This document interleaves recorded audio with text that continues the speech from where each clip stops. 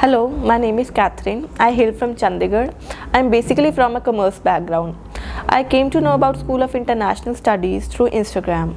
I was indulged in makeup since my childhood, but when I came to know about this institution and the course they are providing, which is affiliated to Glow Academy, I was very interested to come here and join the course. And when I came here, I met Crispy ma'am. She encouraged me to take this course as I was already interested in makeup.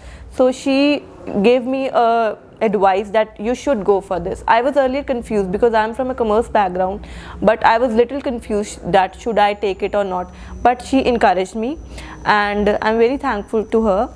And I really like the infrastructure of this institution. It is like a foreign standards, and the ambience itself is breathtaking. And as you can see, the atmosphere over here is also very positive, and the teachers are very helpful. I feel that every student who is over here is very happy, as well as I am very happy. We are taught on online portals as well as on projectors. Foreign faculty that is in Canada makes videos weekly and they send us, and we see it on projectors.